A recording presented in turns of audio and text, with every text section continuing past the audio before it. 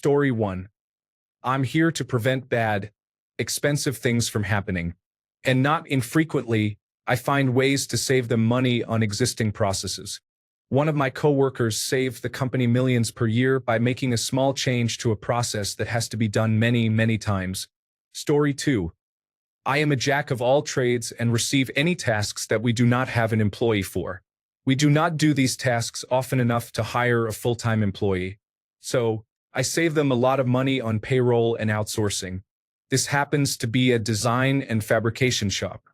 Example tasks include information technology, marketing, programming, controls engineering, electrical, computer numerical control programming, machining, laser cutting, press bending, welding, and more. Story 3. I worked in legacy software.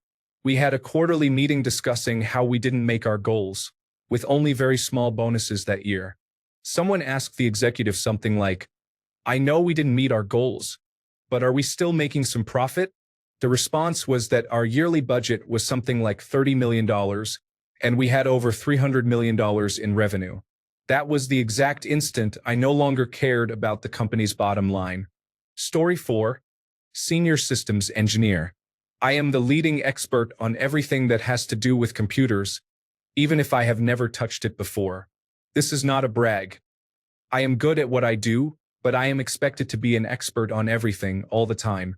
I am way underpaid for what I have to deal with. Hey, we decided to replace this thing that 30,000 employees use. We are going live in 2 weeks. It is now your problem. Story 5. I personally do not earn that much, but I've invested quite some time in studying company structures and understanding the formula for success.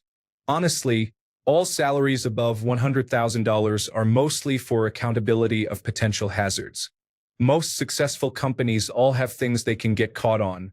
For example, the big Volkswagen carbon dioxide scandal, big banks' anti-money laundering fines, etc. Story 6.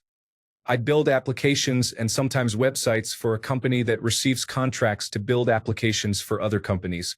I have no knowledge of how much they charge these companies. I prefer it this way, but I assume they charge more than they pay me to be able to stay in business this long. The company I work for handles the entire business side of things, and I rarely, if ever, have to interact with the actual company that is paying to have the application built. It's a beautiful setup for me. Story 7. I work for a company running specialty tools in the oil field. I go out in the field when needed and work 3 to 14 days a month, with 14 being a very rare occurrence.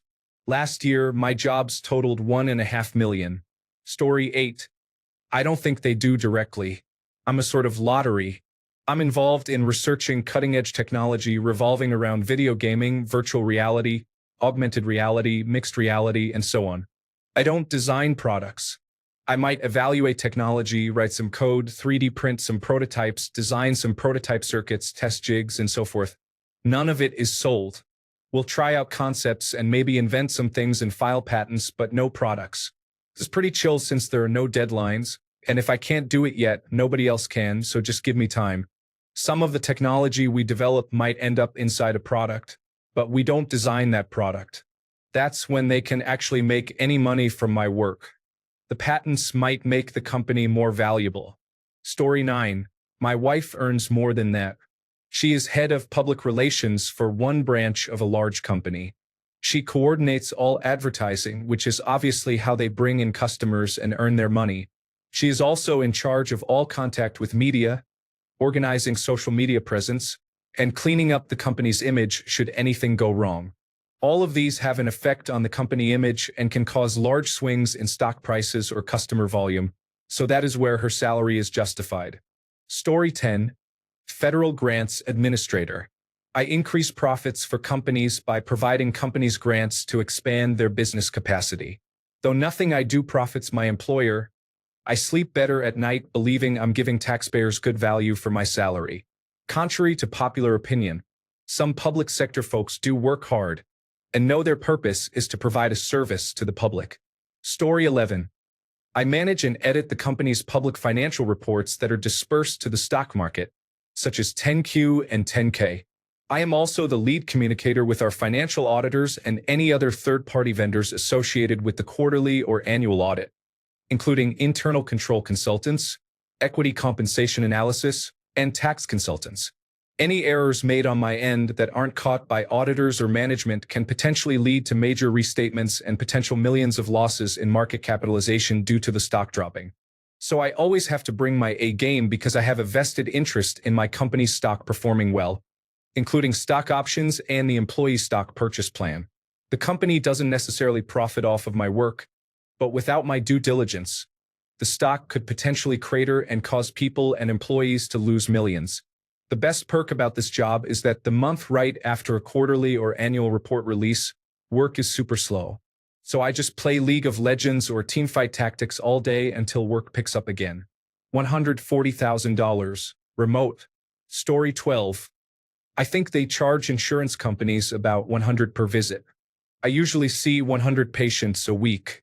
I make around $155,000, so I make them a pretty little penny. Apparently, any procedures we do, such as skin substitutes or grafts, can also warrant up to $6,000 to $8,000 per procedure. Story 13. I'm a research and development engineer. I've been at my current company for 8 years. So far, my biggest contributions have been convincing leadership to terminate a couple of projects that they were preparing to waste a lot of money on. I'm giving a big presentation in a couple of weeks aimed at doing this again. Nothing I've contributed to developing is actually on the market. I've tried to leave a few times, and they just keep offering me more money. Story 14. Director in Human Resources Information Technology. My job is to ensure my team fixes all human resources related issues. So profit? It is subjective. My team rolls out new ways to improve human resources integrations, but also implements new software or Tableau reports so leaders across the company can make informed decisions based on the data we are presenting. In theory, they should be using the data to either improve human resources hiring practices or other factors. I won't go into too much detail, but yes. So, do I make the company profit? Personally, I don't think so. I help them save money, but I believe my team and my role are more of a necessity to keep payroll, human resources, email accounts, and other systems from failing. Story 15. I do not produce direct profits, but the work I do allows dozens of my coworkers to produce much more profit more efficiently than they otherwise would. Story 16. I help users find fixes, workarounds, or mitigations when they encounter problems with our software. So, I contribute directly to customer retention and satisfaction. Edit. I'm Level 2/Level 3 Enterprise Technical Support. My users are major commercial, industrial, and pharmaceutical companies, not Aunt May and Uncle Ben. Story 17. By leading a team and being very good at preventing machinery that costs hundreds of thousands or maybe millions from self-destructing, and keeping that equipment from being down for too long. Story 18. I work for a state university. I report on cancer and help other researchers access the data they need to do their research. No profits, but we have seen a 30% reduction in cancer mortality over the last 30 years, which I think is a fantastic return on investment for all involved. Story 19. I am an independent certified financial planner. Clients pay me about $350,000 per year to manage their assets. I have a contractual right to that revenue, as well as a right to solicit those clients should I move to another firm. My business is tremendously expensive to operate. Technology, compliance, staff, office space, and licensing fees are things that cost less if I operate on a platform that takes a percentage of my clients' revenue. Without the firm, these costs would go up dramatically for me. Without the firm, many of the fixed costs like office space and staff would be the burden of the firm. By pooling my revenue with their resources, we are both enriched. I save on costs to operate there. They get paid a fraction of what clients pay me and avoid fixed costs they would pay anyways. This is a natural, ethical, and mutually beneficial arrangement for all parties. Story 20. I'm a tech writer in an engineering department. They think it's worth my pay so the engineers don't have to do it and have more time doing actual engineering. Story 21. The company profits from my 6-figure salary by allowing me to turn caffeine into revenue, one poorly written report at a time. Seriously, they know I am overpriced but count on me to turn every meeting into a transmission control protocol/internet protocol bestseller. Story 22. I am a commercial driver.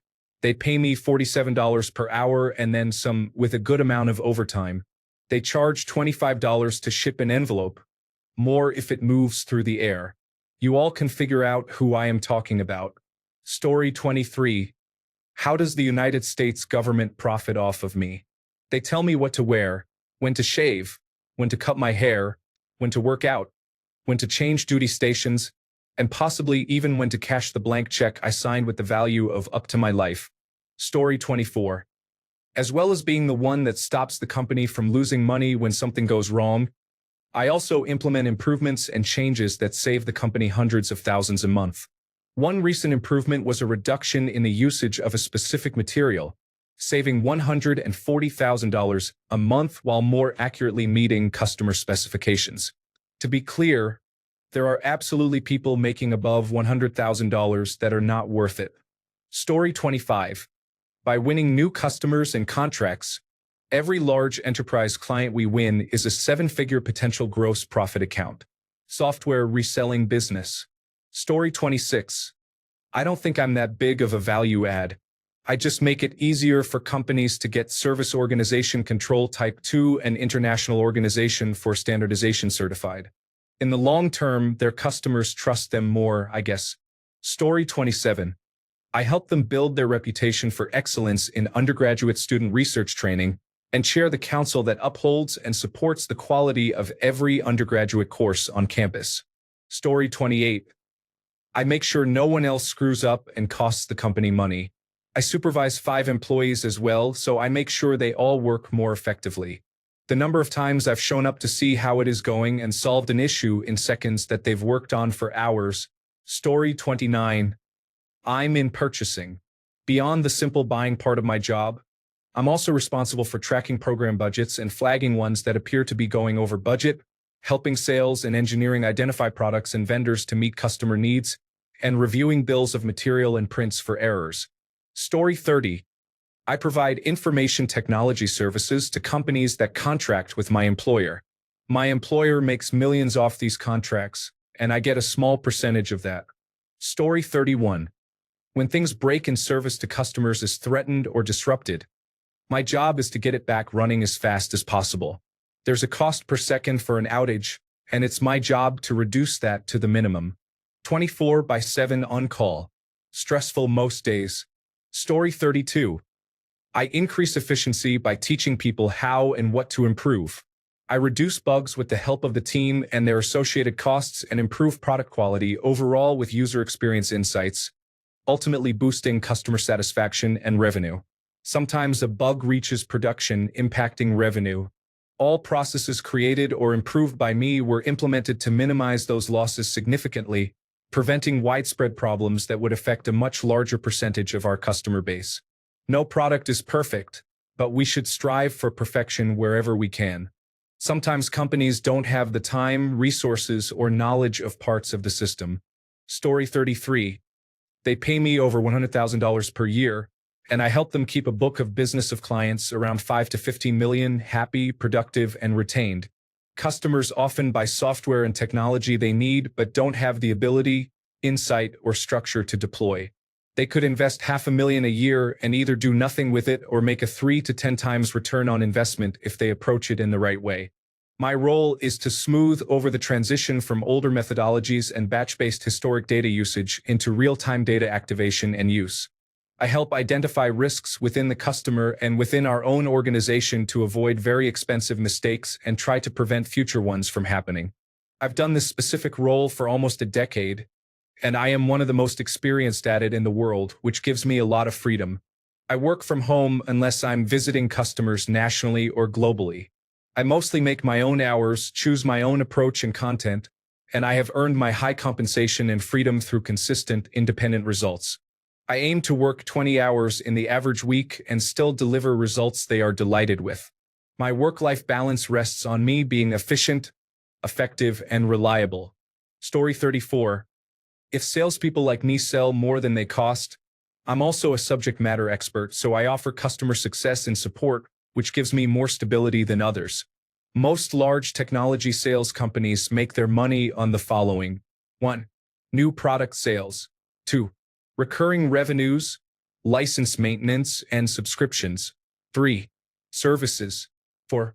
Acquisitions, especially if they are publicly traded. Story 35. Individual work I do saves millions in cost avoidance versus how it was being done before, mostly inventory optimization and distribution footprint. That, off the bat, paid for many years of my salary. Then I identify and take on further cost avoidance and efficiency projects that save at minimum $1 million per year. Yes, I'm taking other people's time when doing project-based work, but the net is very much in the company's favor. I work in operations and supply chain. Story 36. By fixing and maintaining oil tankers, ensuring they load and discharge the correct product, and that customs documents are issued correctly. Then, ensuring payment is made to the vessel owner.